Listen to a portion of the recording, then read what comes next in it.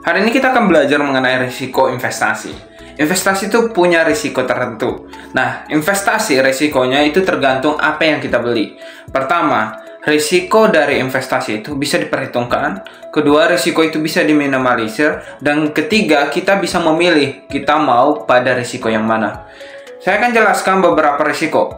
Pertama, saham punya risiko bisa turun hingga 1-20% atau bahkan lebih. Apalagi di Indonesia sekarang batas bawah dan batas atasnya sudah dihapuskan. Artinya bisa berpotensi sampai rugi 50%, 30% atau bahkan lebih jika kita tidak memahami bagaimana skema dari investasi tersebut.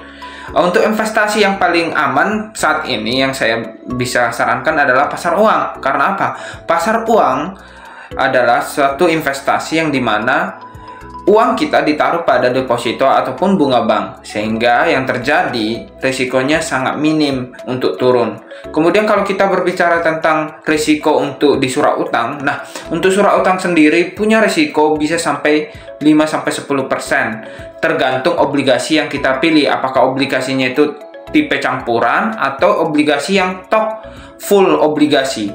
Nah, kemudian kalau kita berbicara tentang risiko di emas, emas juga memiliki risikonya, bisa penurunan 5-10% juga, tergantung kondisi daripada makroekonomi.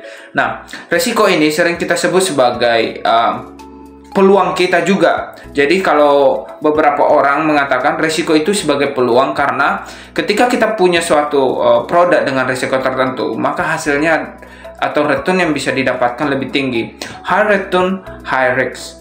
Jadi itu adalah salah satu